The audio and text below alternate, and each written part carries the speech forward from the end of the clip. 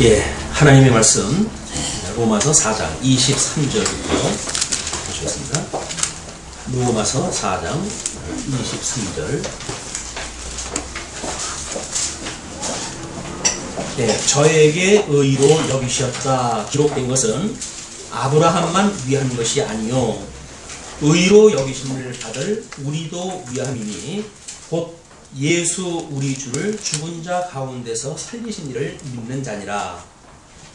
예수는 우리 범죄함을 위하여 내어줌이 되고 또한 우리를 의롭다 하심을 위하여 살아나셨느니라. 오늘 우리들이 확인할 내용은 하나님의 의를 실현하는 그런 그 과정 중에 실체적인 실현에 대한 그 내용을 확인해 보도록 하겠습니다. 우리가 지난 시간까지 이제 모형적 실현을 통해 가지고 아브라함의 예를 들어 가지고 좀 설명이 되어졌거든요. 그런데 아브라함의 그 이야기가 진행되어지다가 4장 23절도 여전히 아브라함의 사건이에요. 그럼에도 불구하고 우리가 이를 실체적 실현으로 어떤 단락을 바꿨던 것은 나름대로 23절로 25절의 그 내용이 5장 1절에서도 11절까지 주어지는 그 내용과 상관이 있기 때문에 그렇게 분류가 되어져 있습니다. 먼저 23절로 25절까지 아브라함과 세우시는 언약에 근거한 칭이다 이렇게 이야기를 했어요. 그러니까는 하나님께서 일찍이 약속하셨던 그 우리들한테 하나님께서 복과 나라를 약속을 하셨고 이거에 의해서 하나님의 의를 드러내시기 위해서 하나님께서 우리에게 조건 언약을 가입을 하셨다. 그 이야기 뭐냐면 복을 주시며 나라를 언약하셨던 아담을 하나님께서 에덴 동산이라고 하는 곳에다 이제 데려다가 놓으시고 이 에덴은 안식을 누리게 하셨지만 이 조건 가입이 되어져 가지고 하나님 앞에 불순종을 하게 되어집니다. 성과 악을 하게 한 가인나무 열매를 따먹고 불순종하게 되어져서 하나님께서 추방을 시키셨어요. 에덴 동산에서 추방. 그래서 이제 이 추방되어진 곳에 이 아담이 와서 살게 되어진 곳은 이 복과 나라가 상실되어진 곳이다. 이제 우리가 지금까지 이렇게 확인이 되어진 거죠. 그러니까 복도 상실되어졌고 나라도 상실되어졌고 그렇기 때문에 이 복이 상실되어진 것이 우리가 이 흑암 가운데 우리를 주셨다 그래서 이 어두움의 권세 앞에 우리가 갖다 내어버려 뒀다 이렇게 되죠. 어두움에 내어버려 두었다라고 하는 그 어두움은 이 빛 대신 우리 하나님에 대해서 알아볼 수 없는 곳에 우리가 갇혀버렸단 말이에요. 그래서 여기에서 이제 모든 종교도 나오고 철학도 나온다고 그러지 않았어요.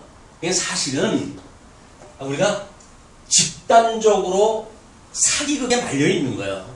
사단이 우리를 미혹하는 그 세력 아닙니까? 그러니까는 이 세상에 산다는 이야기는 흑암 권세가 철저하게 참 진리가 되시고 참 생명이 되시고 참 길이 되시는 우리 이제 이분이 예수 그리스도인데 이 예수 그리스도를 모르고 살아가도록 우리를 갖다 가둬놨거든요. 그냥 사실은 우리가 집단적으로 체면이 걸린 상태 속에서 여기서 살아가는 거예요. 여기서 살아가니까 때로는 시대적인 문화의 어떤 그 코드를 따라서 우리가 이제 살아가죠. 현대 21세기 대한민국의 문화가 어느 정도까지 만들어졌는지는 우리가 감지하는 정도만큼 이제 여기서 누리고 살 겁니다. 근데 그것이 철저하게 흑암 권세에 의해 가지고 우리가 사기당하고 있는 거야. 우리가 말이 사기라고 그렇게 이야기를 하니까 이 사단이라고 하는 것은 미혹의 영 아닙니까? 미혹의 영. 이 미혹하는 영이에요. 그리고 철저하게 진리를 왜곡시키고 하나님에 대한 그런 그 지식을 우리들로 하여금 일부러 그 하나님을 외면하고 살아갈 수 있도록 우리를 종을 삼아가지고 살아가는 것이 지금 이 세상인데 하나님께서 이렇게 살아갔던 그거를 지금 에덴 동산에서 아담이라고 하는 인물, 이 아담이라고 하는 인물을 통해 가지고 이걸 지금 전개해갔단 말이에요. 이 아담에게 주었던 우리가 실체적인 것이다 이렇게 이야기를 했어요. 그런데 이 흑암 속에 넣었던 그런 그 인간들 중에 하나님께서 여기에 이제 노아, 그 다음에 여기 셈, 이런 그 계보를 가지고 지금 전 인류가 하나님께서 섭리하다 하시는 거죠. 전 인류를 섭리하시는데 특별히 셈 중에서 아브라함을 불러내셔가지고 하나님께서 이 아브라함을 통해 가지고 이 인류 전 인류가 아니라 이스라엘이라고 하는 선민국가를 통해 가지고 하나님이 이 실제적인 것에 대한 모형적인 섭리를 하다 하시는 것이 이스라엘 역사 섭리라고 이렇게 우리가 이제 확인하다 했습니다. 그러니까 아브라함 사건을 가지고 우리가 4장에서 뭐라고 이야기를 했냐면 이 아브라함을 하나님께서 열국의 아비로 세우셨다 이렇게 했어요. 열국의 아비. 우리가 과거에는 단순하게 아브라함과 이삭과 야곱이라고 하는 그런 것을 언약의 계승이라고 하는 단순한 논리로 설명이 되어졌잖아요.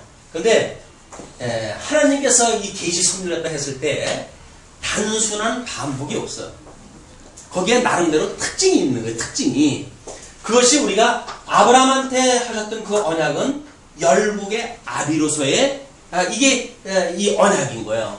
그러니까 이 아브라함한테 주어졌던 이 나라는 열국이라고 하는 나라지 선민국가라고 하는 나라가 포함되어져 있는 열국이에요. 이 열국 가운데 선민국가 포함되어져 있는 개념이지 선민국가가 아닌 열국이 아닌 선민국가만 아브라함한테 한 것이 아니라고요. 이걸 우리가 놓치게 되면 하나님께서 여기서 이 언약했던 나라가 마치 택한 백성들이 사는 나라에 국한되어진 걸로 우리가 오해되지 않습니까? 그것이 아니란 말이에요. 하나님께서는 천국도 지옥도 다 하나님의 나라예요.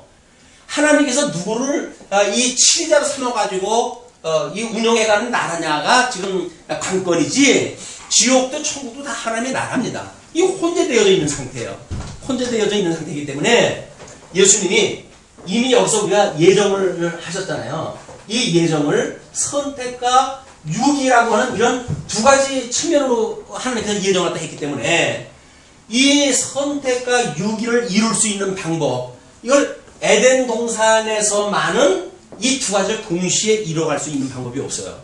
왜? 여기 생명의 세계니까. 지옥 갈 사람들 다 여기서 살고 있으니까 안 되잖아요. 그러니까 하나님께서 택자도 불택자도 다 지금 이 아벨의 허리에 있는 거죠. 가인과 아벨이라고 하는 그 자손이 이 아담의 자손인 가인과 아벨도 아담의 허리에 지금 있는 상태 아니에요. 여기서 복을 받은 거예요. 그러나 이게 내어 쫓겨가지고 이 아벨은 피 흘림에 이 가죽 옷을 입혀가지고 이제 이쪽을 하나님께서 내쫓았는데 가죽옷 피 흘림의 제사를 믿는 아벨은 하나님 앞에 피 흘림의 제사를 통해서 속죄를 받게 되어지지만 하나님 앞에 이 속죄제 피 흘림의 제사를 모르는 가인은 곡물로 제사를 드림으로 해가지고 하나님께서는 아벨의 제사는 받으시고 가인의 제사를 받지는 않으십니다. 이것이 모형적으로 이제 어떻게 섭리되어지는가가 아브라함한테는 열국의 아비가 되어진다고 했는데 그 이삭에게는 어떠한 아들이 있었죠? 이삭의 두 아들은 에서와 야곱. 예, 이 에서와 야곱이라고 하는 아들이에요. 근데 하나님께서 태안에 있을 때 이미 에서를 미워하고 야곱은 사랑하셨어요. 이들이 무슨 행위가 있는 상태에서 미워하고 사랑한 것이 아니에요. 이미 이 이삭의 허리에 있을 때 리브가의 배 안에 있을 때서부터 하나님께서 에서는 미워하고 야곱은 사랑하신 거예요.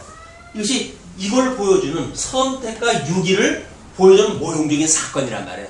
그러니까 아브라함의 열국의 아비가 되어진다고 하는 것은 지금 이 나라에 대한 모형적인 사건이고 이삭에게 주어졌던 이 에서는 미워하고 야곱은 사랑했던 이 사건은 하나님께서 누군 복을 주고 누군 저주를 줄 것인가에 대한 이 나누시는 작업이에요.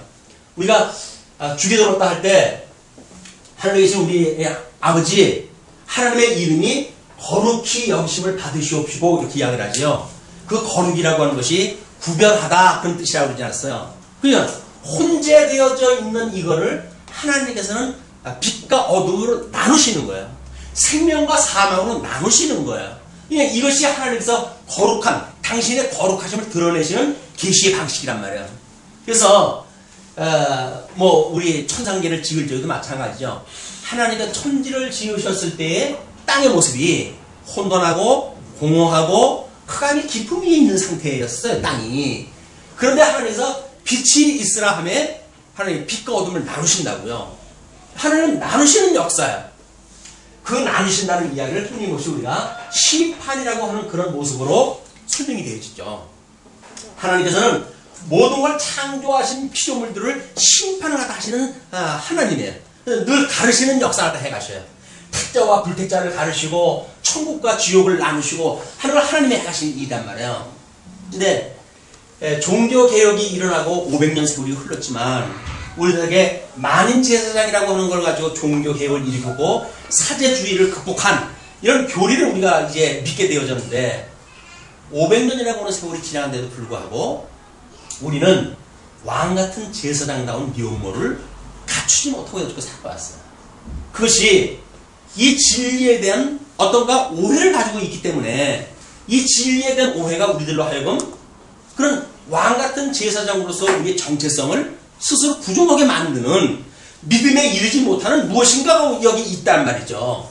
그걸 우리가 정상적으로 깨달아져야 확인이 되어져야 도대체 이 흑암에서 사단이 우리를 어떻게 미혹하고 있길래 우리를 어떻게 사육하고 있길래 왕같은 제사장이라고 하는 우리 스스로의 정체성을 부정하게 만들어 가는가, 이걸 우리가 이 사단의 괴계를 오늘 이 시간에 귀에 뚫어봐야 된다는 이야기입니다. 하도 이것이 안 되니까 어떤 사람은 그런 거 이야기를 했더라고요.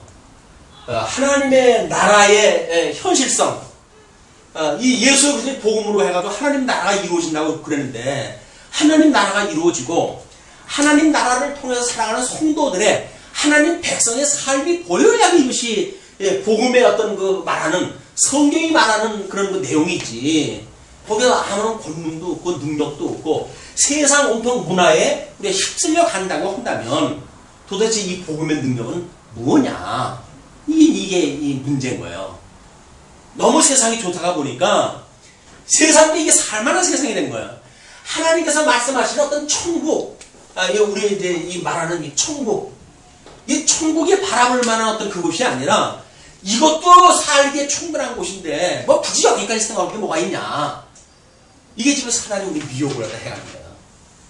이게 난이도가 높다고 하는 그 이야기는 하나님이 없어도 살만하다고 하는 세상이 가장 난이도가 높은 시험입니다. 하나님이 필요 없어요. 이제는 뭐 우리가 충분히 여기서 뭐 인간의 그런 어떤 결속을 가져가지고 온 세계가 이제 글로벌 세계가 되어져가지고 뭐 지금도 이제 종교적 민족적 갈등은 있지만 민족이 우리가 모든 인류가 생각 꿈꾸는 건 뭡니까? 모든 인류가 하나라는 거예요. 그걸 이제 이루고자 하는 그것이 이 음모예요. 여기서 저 영원한 하나님 나라를 꾸리겠다는 이야기예요. 이 세상 사람들은 여기에서 모든 인류가 하나 되어지는 꿈을 우리가 가지고 우리가 살아가게 되어집니다.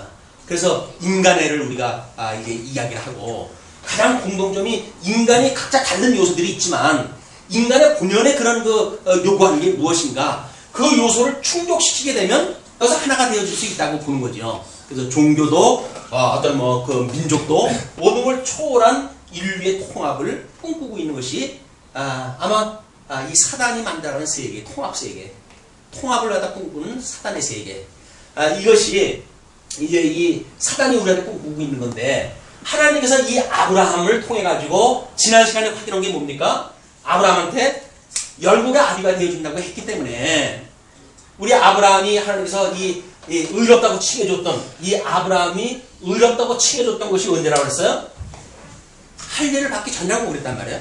그럼 할례를 받기 전에 하나님 아브라함을 불러가지고 그러하고 하늘을 보게 하시고 무뼈를 보게 하시면서 저 하늘의 무뼈를 같이 너의 자손을 창작케 할 것이다 라고 하나님이 말씀을 하니까 이 아브라함이 그걸 믿었어요. 그 믿음을 보고 하나님께서 의롭다고 칭해주셨다고 이렇게 이야기를 하니까 그 뒤에 이스라엘 사람들이 하는 이야기가 이제 유대파 그 기독교인들이 하는 이야기가 아니 아브라함한테 하나님이 의롭다고 칭해줬지만 이거는 할례라고 하는 그런 조건 하나가 또 있는 게 아니냐 라고 하는 걸 제시를 하는 거예요. 율법으로 말미암은 것이 아니라고 하니까 이 아브라함으로부터 이제 500년 뒤에 이제 모세가 등장을 하지 않습니까? 이 모든 율법은 모세를 통해서 주어진 거니까 이것이 아니라고 그러니까 500년 앞서 주어졌던 이 아브라함의 이 할례라고 하는 조건 언약을 가지고 문제 삼는 거예요. 그러나 사도 바울이 지난 시간에 확인한 걸 보니까 이제 하나의 약속을 보고 의롭다고 칭해줬고 이 칭함을 받은 것이 언제 인을 치게 됩니까? 이 인치는 작업이 인치는 하나님의 이 섭리가 뭐냐면 할례라고 하는 작업이었다 그 이야기예요. 할례. 자, 하나님께서 이스라엘 백성들한테 이렇게 약속을 했어요.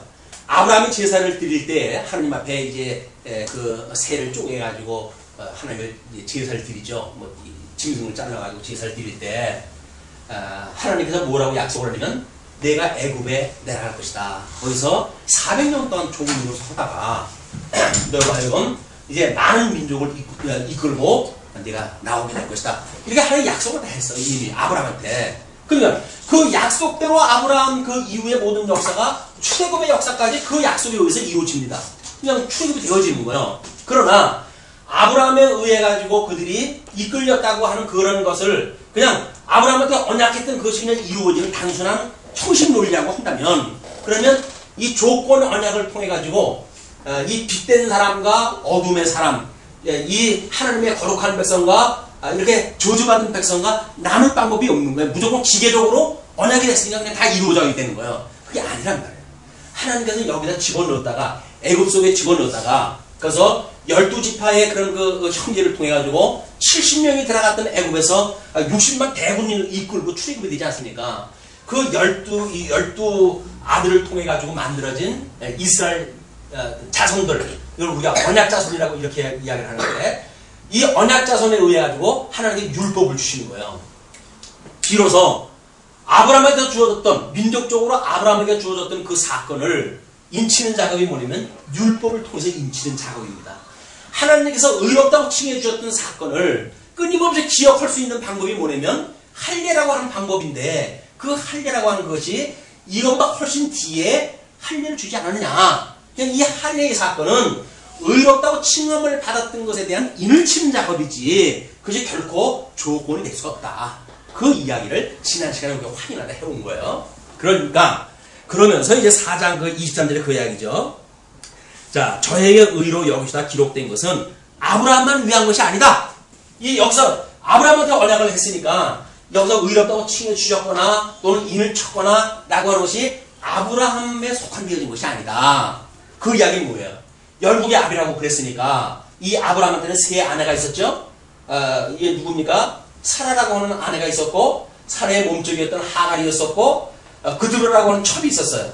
그러니까 사라를 통해 가지고 이삭이라고 하는 아들을 주었고 하갈을 통해서는 이스마엘이라고 하는 아들을 주었고 이 구드라를 통해 가지고는 많은 형제의 자손들을 낳게 했어요. 그리고 하나님께서 이 이스마엘과 자손을 통해 가지고 형제들의 동방으로 따로 와서 살게 만드십니다.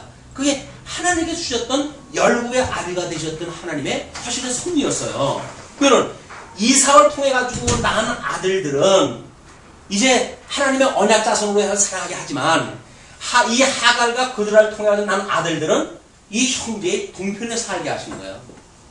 그것이 오늘날 뭡니까? 무슬림들이에요. 무슬림의 역사가 그냥 일어나는 게 아닙니다. 지금 이 무슬림의 역사는 이 이삭과 끊임없는 갈등 관계를 가지고 하나님께서 아브라함에게 줬던 열국의 아비가 되어진다고 했던 모형적인 언약이 지금도 이루어져 가고 있는 역사적 현장이에요.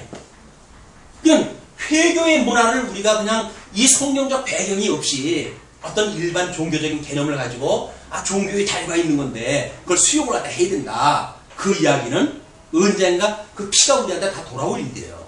무서운 사건이 지금 이 음모가 숨어져 있는 거예요.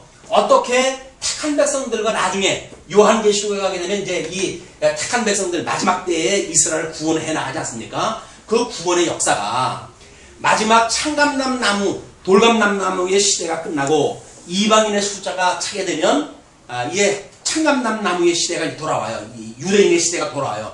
잠시 그때 돌아올 때 민족적 회의의 역사가 일어나는데 그때를 위해 준비시키는 작업들이 이 작업들이에요. 나중에 어떠한 이 형제 간의 이 극한 갈등이 일어날 것인지 우리는 이미 앞서 다 보았죠. 구약성경에서 그 역사를 보았어요.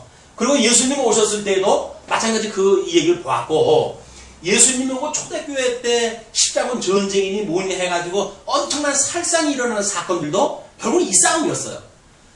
이제 지금 뭐 우리가 문명이 이제 상당히 어떤 문명률이 낮아지고 이성이 높아지고 하다가 보니까 그런 뭐 일들은 없지만 우리들한테 이성을 발달시키는 모든 작업도 결국은 뭐예요? 결국은 이 사단이 우리를 어둠 속에 가둬놓고 우리를 속이는 작업들이에요. 속이는 거예요. 우리 이성이 뭐든지 알 수가 있다는 거예요, 이게. 하나님이 이제 필요가 없고 우리 인간이 모든 걸 알 수가 있다 라고 하는 우리 집단 이 사기극에 휘말려가지고 이 모든 인류가 살아가고 있는데, 여기서 오늘 이 하나님의 말씀을 통해 가지고 우리는 예수 그리스도로 말미암아 중생이 되어졌어요. 그래서 우리 영은 중생이 되어졌고, 그리고 우리 육은 아직도 육신의 이 장막 속에 우리 갇혀 살고 있잖아요. 이 가운데 있는 장면에 대해서 지금 사도 바울이 계속 이 논리를 어떻게 전개해 가냐면, 이제 이렇게 의로 여기심을 받을 우리도 위함이니까, 이 아브라함에게 언약했던 것이 예수님을 통해 가지고 이것이 이루어진 거 아닙니까? 예수님의 십자가의 사건, 이 사건을 통해 가지고 하나님의 그 의를 이루신다고 이야기해요. 한 의가 나타나는데 또 다른 의, 구약에서 말했던 이 의가 아닌 또 한 의가 나타나는데, 이 의가 뭐냐면 예수 그리스도의 십자가 사건이었다. 근데 그 예수님의 십자가의 사건은 우리로 하여금 거듭나고 중생한 모든 사람들, 이 열국의 아비가 되어준다고 했던 이 약속에 따라서 지금 실체적으로 보여줬던 이런 그 노아의 이후의 그런 인류에 대한 것이 아니라 모형적으로 설명되어졌던 이스라엘 백성들 중에도 이것은 마치 실체적인 섭리의 모형적인 일이기 때문에 여기서 열국의 아비가 되어진다는 이야기는 전 인류적인 거에 대한 모형이었다, 그 이야기예요. 부분적으로 보게 되면 여기서 우리 그 아브라함의 세 아내를 통해 가지고 난 아들에 대한 이 열국의 아비지만 실체에 대한 모형이니까, 여기는 만약에 하갈이라고 하는 아내와 그들이라고 하는 첩에서 난 자손이 아닌 사람들은 제외되느냐, 그런 의미가 아니란 말이에요. 왜? 실체에 대한 모형이니까 모형적인 섭리를 통해 가지고 이렇게 섭리를 했지만 이것은 모든 인류에 대한 이야기다. 그래서 오늘 우리 구원받는 모든 사람들의 의로 여기심을 받을 우리도 위함이니, 우리 무할례당이라고 천시되어졌고 판단받았던 그런 우리 기독교인이에요. 이제 유대교 기독교인이라고 한다면 이건 할라파 기독교인들. 할라파 기독교인들도 여기서 지금 다 예수 그리스도로 말미암아가지고 살리신 이를 믿는 자다. 예수를 그리스도로 믿는 모든 전 인류가 포함되어진다, 그런 그 이야기죠. 그러면서 예수는 우리 범죄함을 위하여 내어줬다. 우리가 예수님에 대해서 사도 바울이 앞에서 뭐라고 설명을 했죠? 혈통적으로는 다윗의 자손으로 태어났다고 이렇게 이야기했어요. 이 선민국가의 다윗의 자손으로 태어났고, 성결의 영으로는 바로 하나님께서 하나님의 아들로 하나님께서 인정하셨다, 그렇게. 이 다윗의 자손은 죽으신 것까지 포함이 됐어요. 우리 예수님이 이 땅에 오셔가지고 고난을 받고 십자가에 못 박아 죽으심을 통해 가지고 혈통적으로 다윗의 아들인 것을 이루셨고, 그 다음에 성결의 영으로는 이 죽으셨던 예수님이 부활하시고 승천하시고 이렇게 하심으로 하나님의 아들인 것이 증명되었다, 그 이야기예요. 오늘도 마찬가지입니다. 우리가 이렇게 거듭나고 중생시켰던 예수 그리스도를 믿는 모든 사람들의 미치는 의인데, 그 의가 우리가 죄 가운데 있었던 우리들이 예수 그렇게 죽으심에 참여해가지고 우리들은 이 죄값 때문에 우리 예수님이 죽으셨다, 그 이야기예요. 대속주로 돌아가셨다, 그 이야기예요. 우리들은 이 죄로 인해서 예수님이 죽으셨고, 우리들이 예수 그리스도의 부활에 참여해서 하나님의 의에 참여가 되어진 거다. 이것이 지금 25절에 되는 이야기입니다. 만일 우리가 그리스도와 함께 죽었으면 또한 그와 함께 살 줄을 믿노니, 이는 그리스도께서 4장 22절 예수는 우리 범죄함을 위하여 내어줌이 되고 또한 우리를 의롭다 하심을 위하여 살아나셨다. 예수 그리스도와 함께 죽고 살아나는 것, 이걸 뭐라 그랬어요? 우리가 이거를 세례다, 이렇게 이야기해요. 세례. 예수님과 함께 죽고 예수님과 함께 살아나는 게 세례 역사예요. 우리가 세례를 받았다. 성령 세례를 받는다. 뭐 이렇게 이야기를 하는 것이 마치 성령 세례를 갖다 받게 되면 사람들이 뭐 이상한 반응이 일어나는 것이 성령 세례라고 그렇게 생각을 하는데 그런 게 아니에요. 성령 세례라고 하는 그 이야기는 예수 그리스도와 함께 죽었다고 하는 사실이 믿어지는 사건이에요. 이 성령이 임하시게 되면 우리가 권능을 입고 사망의 권세로부터 이 사망의 권세로부터 생명의 권세로 우리가 바뀌어지는 역사가 일어나는 것이 바로 세례 역사예요. 예수님과 함께 살아가는 역사. 이것이 잘 우리가 실감이 안 가니까 모형적으로 보여줬어요. 아브라함에게 이렇게 언약하셨던 것을 노아 이 모세를 통해서 구원하다 하실 때 그 홍해를 갈라가지고 생명을 다시 살아나는 역사를 보여주잖아요. 자유를 얻는 과정을 설명해 주잖아요. 그러니까 아브라함의 그 민족 국가를 통해 가지고도 우리가 이렇게 하나님의 사람으로 자유를 얻게 되어진 것이 무엇인지 우리는 홍해의 사건을 통해서 이걸 공부했단 말이에요.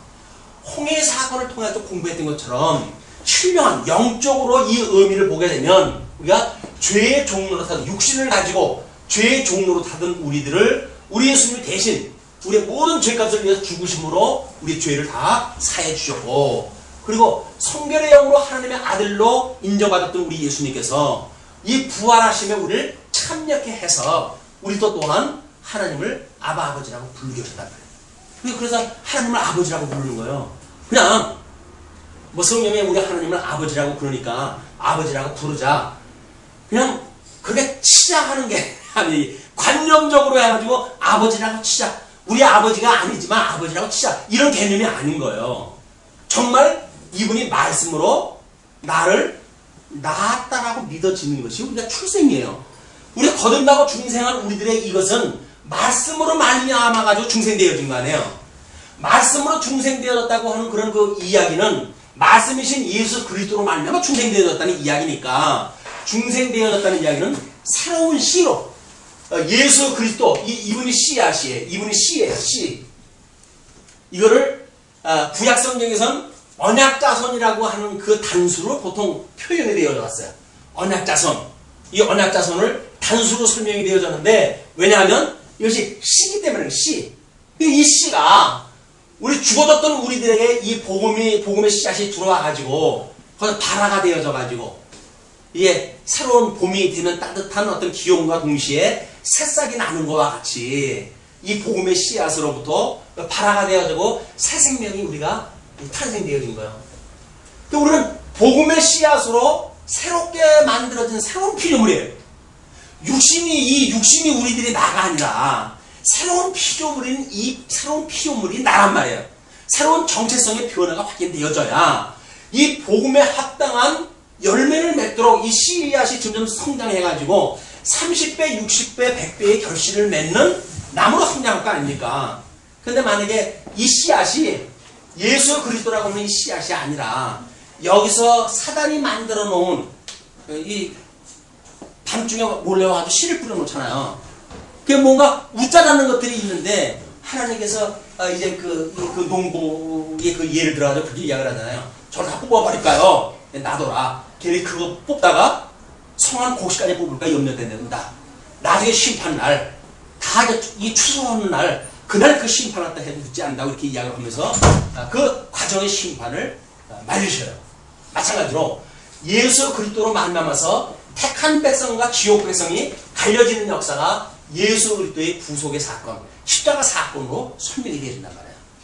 그래서 이 예수 그리스도의 이 복음에 대해서 뭐라고 설명을 하냐면 여기서 이 복음은 하나님께서 믿지 아니하는 자들로 하여금 핑계치 못하도록 하나님께서 이 멸망의 빈거가 되게 한다고 그래요.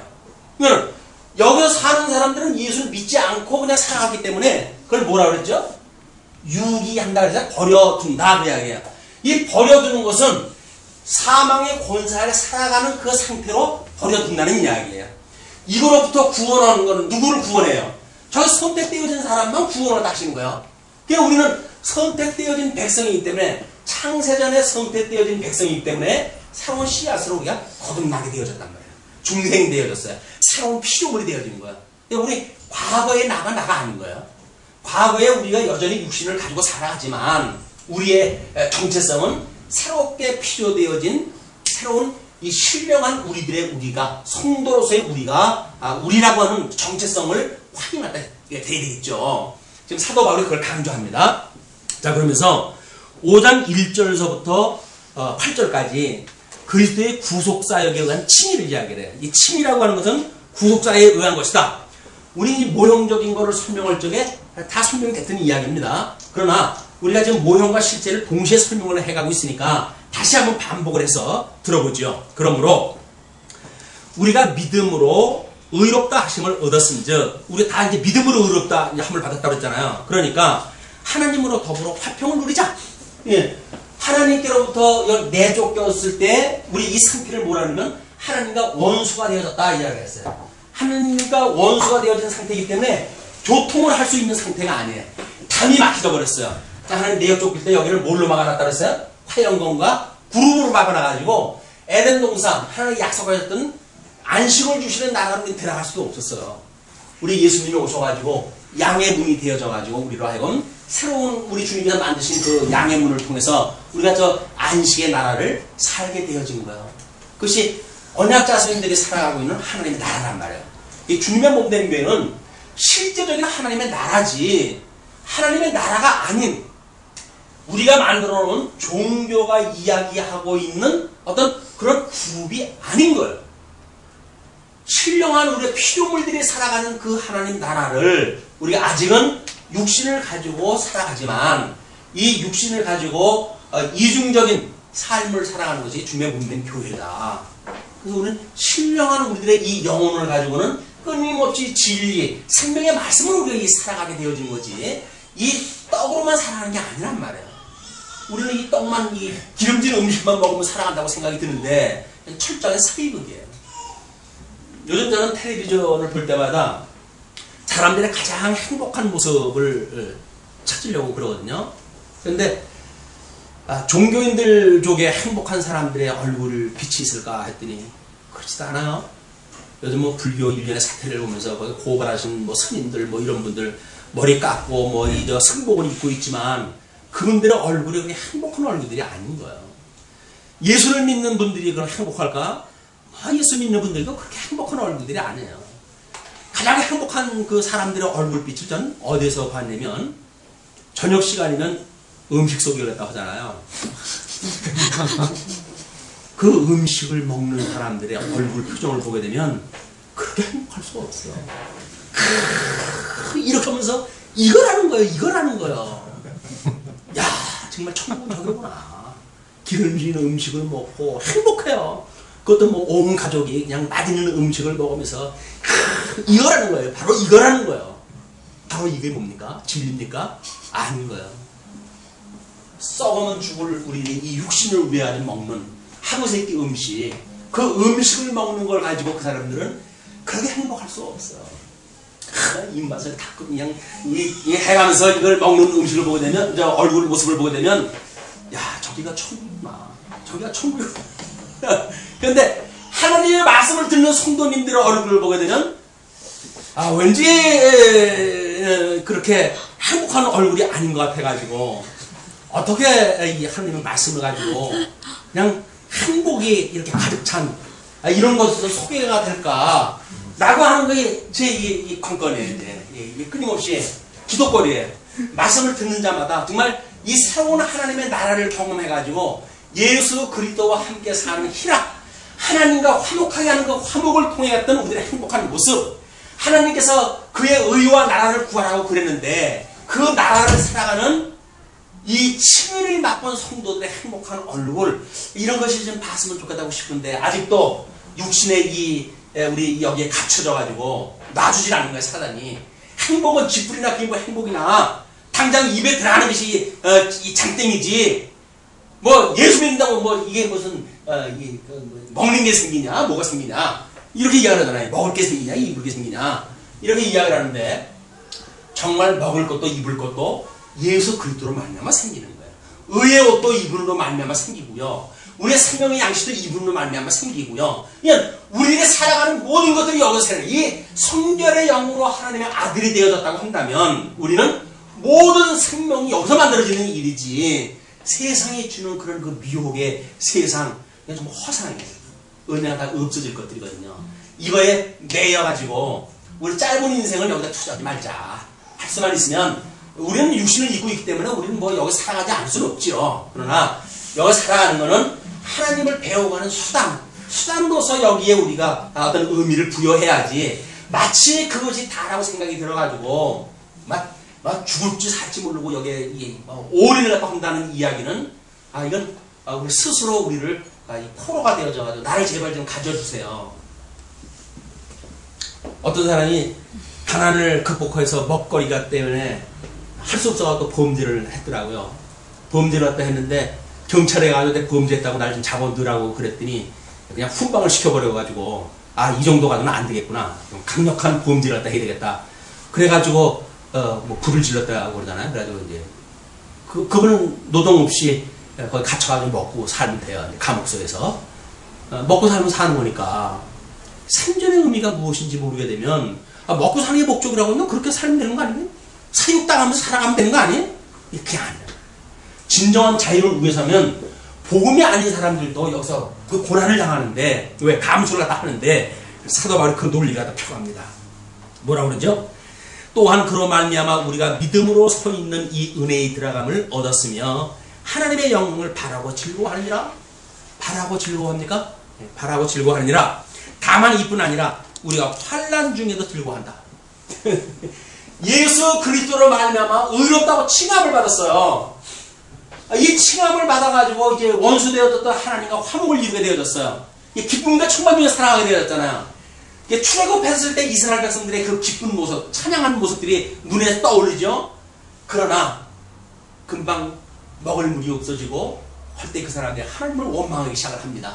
자, 중생되어졌던 이 사람들이 뭐라고 설명을 하냐면 다만 이뿐만 아니라 우리가 환난 중에도 즐거워하니 환난 중에도 즐거워하는 거래요. 야, 이 시험거리네 이제.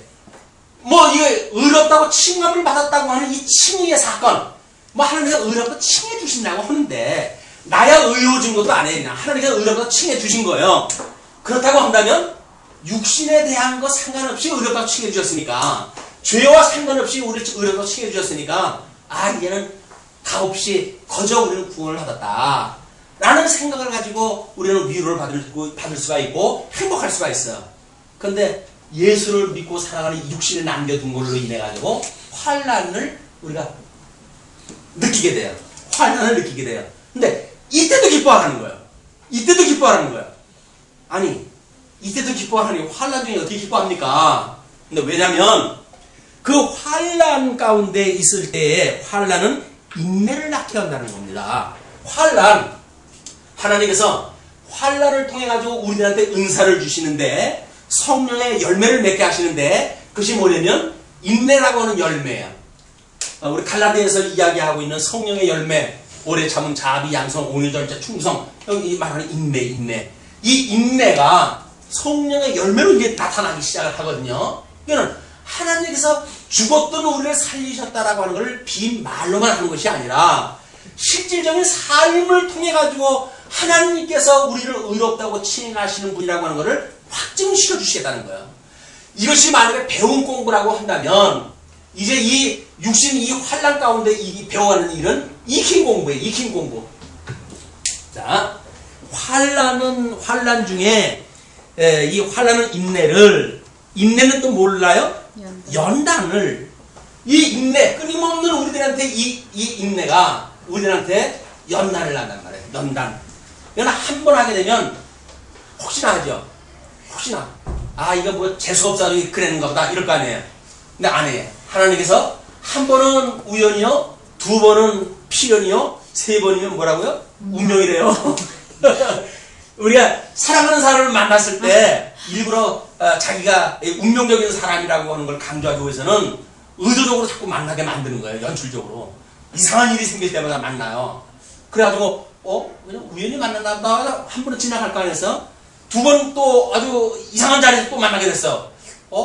이게 웬일이지? 라고 해가지고 이거 우연이 아니라 필연인가? 라고 하는 관심을 갖기 시작을 했을 때 적당한 거리를 뒀다가 아주 극적인 사건 속에서 짠하고 또 나타나는 거야. 그때 그 여자는 아 이거는 운명이구나. 나의 운명의 남자라고. 우리 환란도 마찬가지입니다. 환란도 한 번 당하고 뭐 이럴 적에는 아이 뭐 세상 사는 거 다 그럴 수 있지 이렇게 돼요. 예수를 믿고 환란을 당하는데 아이 뭐 다 그럴 수 있는 거지 이렇게 이야기가 돼요. 근데 또 이것이 환란이 오게 되면 아 이거 예수 믿는 게 뭐 이렇게 골치 아파. 그래가지고 이거 예수 믿는다고 이런다고 한다면 이거 굳이 믿을 필요가 있나? 라고 하는 점점 이 사단이 우리를 공격할 때 해오는 공격도가 좀 높아집니다. 그런데 우리 하나님께서는 그 반복되어지는 인내를 통해 가지고 연단을 시킨다는 이야기. 연단이 뭡니까? 단련을 시키는 단련. 쿵쿵. 이 쿵과 공부라는 이야기 공부. 이 공부라고 하는 건 끊임없이 반복적이어야 되는 거예요. 우리의 삶 속에서 끊임없이 반복적인 교육을 통해 가지고 우리는 아 이게 하나님의 의로 말미암는 거라고 하는 걸 확인시켜 주시는 거예요. 인을 치는 거예요. 자, 그 연단은 소망을 이루는 줄 알미로라. 소망이 뭐예요? 이미 일찍이 예정했고 일찍이 이 아람에게 주셨던 언약의 내용이고 아브라함에게 주어졌던 언약이에요. 그 언약이 우리 예수님이 오셔가지고 이루셨는데 그 이루신 것을 우리가 믿는 이런 삶 과정을 통해 삶의 과정을 통해 가지고 이 하나님의 나라를 확인하면서 살아가는 거예요. 배워가는 이 배우면서 익히면서 살아가는 일이에요. 그러니까 주님의 몸된 교회는 부분적이고 뭐 좀 미숙한 것은 있더라도 이렇게 하나님의 나라가 무엇인가의 진면목을 보여야 됩니다. 세속과 차별이 안 되면 안 되는 거예요. 세상에 돈 있는 사람이 만약에 여기서 경제적으로 이게 제일이라고 그러니까 이 교회에서도 돈이 뭔가를 해간다고 믿으면 안 되는 거예요. 그 야고보 선생님이 뭐라 합니까? 비단 옷 입은 사람은 이 앞으로 오세요. 당신은 허름한 옷 입은 사람인 거 보니까 별로 우리한테 도움이 안 될 것 같으네요. 저 뒤로 가세요. 라고 하는 것이 세속적인 발상이란 말이에요. 이 교회는 하나님의 의로 되어준다고 믿어지는 이이기 때문에 우리가 사회적으로 명망이 있는 사람이 교회의 주인 노릇하는 것도 아니고 경제적으로 부를 가지고 있는 사람이 주인 노릇하는 것도 아니고 정치적으로 어떤 영향력 있는 사람이 교회의 주인 노릇하는 게 아니에요. 값없이 받는 모든 사람들이 와가지고 누릴 수 있는 것이 교회다. 그러니까 하나님과 화목한 사람들이 어떻게 살아가는가가 보여지지요. 세속적으로 오염되어졌던 이런 세속을 우리가 따라가는 것이 아니라 진정한 하나님의 나라는 무엇인가를 우리가 보고 배우고 확인하고 끊임없이 익힌 공부를 해가는 것이 주면 몸된 교회다. 주면 몸된 교회가 성경 공부만 하고 그냥 뭐 주일날 예배만 드리고 그냥 헤어지는 이런 개념으로 여지껏 우리가 살아왔기 때문에 종교 개혁 500년이 지났는데도 불구하고 아무런 결실이 없는 거예요. 익힌 공부, 주님의 몸된 교회를 통해 가지고 배워야 됩니다. 이게 끊임없이 익힌 공부가 되어져야 돼요. 은사가 다른 사람들이, 강한 믿음이 다른 사람들이 어떻게 조화를 이루면서 살아갈 것인가. 이것이 제대로 여기서 공부가 안 되면 세상에 나가서도 마찬가지 안 되죠. 안 되는 거예요. 그냥 뭐 있는 사람들 앞에 우리가 굽신거리고 그냥 있는 사람들한테 뭔가 줄 잘 서야 되고 이렇게 생각이 되는데 그게 아니라 생명의 주인이신 예수 그리스도로 말미암아 이루어진다고 하는 그걸 우리가 이제 믿어줘야 된다는 이야기죠. 그걸 주님께서 그걸 이루어 가신다는 이야기예요. 그 연단은 소망을 이루는 줄 알미로라. 끊임없는 반대극부적인 이 월사금을 내야 하나님께로부터 이 거저 주시는 은혜로군요 라고 하는 걸 우리가 인정해가고 배워갈 수가 있는 거예요. 이 환란은 그런 의미에 있어서 아직도 우리를 육신 가운데 남겨주셨다라고 하는 것은 의미가 매우 큰 일입니다. 아니 그게 필요 없다고 한다면 예수 믿자마자 그냥 천국 데려가시면 되지. 왜 예수를 믿는 우리가 아직도 이 육체 가운데 우리를 남겨주셔가지고 이 고생을 하게 하십니까? 차마 눈 뜨고 보기 싫은 이 세상을 왜 이 가운데서 살아게 하십니까? 그 이야기는 이게 아니고 이 하나님 나라가 무엇인지를 보여주시기 위한 끊임없는 이 교육의 과정이란 말이에요. 그냥 여기서 무엇인가가 우리가 완성도 높은 뭘 이루어야 되겠다고 하는 거짓말이에요. 이루어질 수가 없는 일이에요. 정치적으로 체제적으로 뭐가 발전이 되어져가지고 이루어진다? 안 되는 일이에요. 왜? 모든 국가가 형성되어진 이유로 모든 국가의 정체, 뭐 정체라는 게 뭐 전체주의든 뭐 개인주의든 아니면 뭐 민주주의든 독재주의든 전제주의든 이게 전부 정치 체제에 대한 이야기 아닙니까? 그 정치 체제가 끊임없이 이 변화가 되어져 와서도 이게 완성되어져 있는 나라가 온전히 이루어질 수가 없어요. 이걸 쓸데없이 여기에 정치적인 어떤 관점을 가지고 죽일 놈, 살릴 놈 이렇게 말하는 거는 아무런 의미가 없어요. 세상에 어떠한 제도도 그게 이루어질 수 없구나 라고 하는 걸 깨닫도록 우리 여기다 남겨두신 거지, 우리가 여기서 완성도 높은 이 세상 나라를 만들어라 라고 이걸 우리한테 남겨두신 것이 아니란 말이에요. 우리가 완성도 높은 것은 오직 하나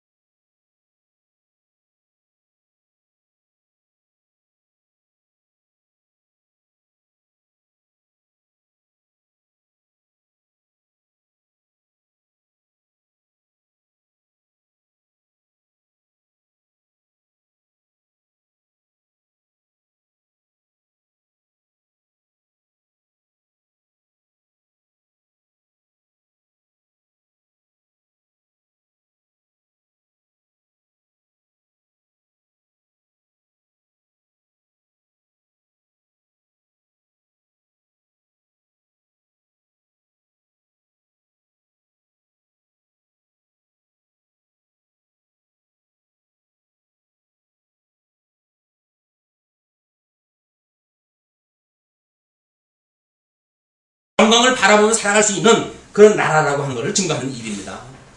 자, 소망이 부끄럽게 아니함은 우리에게 주신 성령으로 말미암아 하나님의 사랑이 우리 마음에 부은 바 되미니, 하루 부어주셨대요. 우리가 아직 연약할 때의 기약대로 그리스도께서 경건치 않은 자를 위하여 죽으셨다. 그렇죠? 우리가 죄 가운데 죽었을 때 우리 주님이 살려주셨잖아요. 그런데 요 이제 아주 중요한 겁니다. 의인을 위하여 죽는 자가 쉽지 않고 선인을 위하여 용감히 죽는 자가 혹 있거니와, 우리가 아직 죄인 되었을 때에 그리스도께서 우리를 위하여 죽이심으로 하나님께서 우리에게 대한 자기의 사랑을 어떻게 하셨느니라? 확증하셨느니라. 죄 가운데 아무것도 할 수 없는 사망의 종로로 타고 있는 우리들, 죽었던 우리들을 위해서 예수님이 우리들을 십자가에 죽으셨어요. 대속하시기 위해서. 그것이 하나님과 원수되어졌던 우리들에게 하나님의 사랑을 확증한 사건이에요. 확증. 자, 이 사랑을 확증받았던 우리들이 이렇게 이야기를 합니다. 그러면 이제 우리가 그 피를 인하여 의롭다 하심을 얻었은즉 더욱 그로 말미암아 진노하심에서 구원을 얻을 것이니, 곧 우리가 원수 되었을 때에 그 아들의 죽으심으로 말미암아 하나님으로 더불어 화목되었은즉 화목된 자로서는 더욱 그의 살으심을 인하여 구원을 얻을 것이니라. 아니, 중생되어졌다고 하는 것이 살아났다고 우리가 생명으로 옮겨졌다고 늘 이야기를 했는데, 성경을 보니까 뭐라 그래요? 그것이 구원을 얻는다고 하잖아요. 자, 여기에서 우리 예수 그리스도로 말미암아 가지고 의롭다고 칭함을 받았지만 아직도 우리가 육체 가운데 살아가고 있기 때문에 이 익힌 공부, 배우 공부와 익힌 공부, 하나님의 말씀을 끊임없이 먹고 우리가 성장해 가면서 결국 우리가 이 연약한 거로부터 성장되어져 가는, 이걸 우리가 이 칭의뿐만 아니라 성화.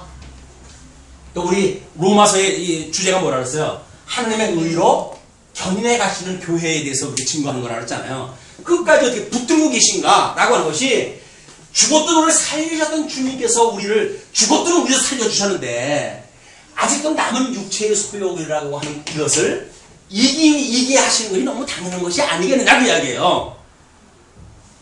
자, 죽었던 우리를 살리셨어요. 그런데 아직도 미숙한 우리를 더 완성도 높게 우리 주님께서 성화시켜 가시는 일이 불가능하다고 믿어지십니까? 그 일은 확증받은 일에 대하여 뭔가 불신이 있는 거예요. 죽었던 우리를 살리셨는데, 아니 아직도 이 거듭나고 중생한 우리 영혼이 이제 남은 육체가 있지만 우리가 하나님 앞에 거룩한 백성으로 점점 성장하고 끝까지 붙들어 주신다고 하는 믿음을 왜 못 갖겠어요?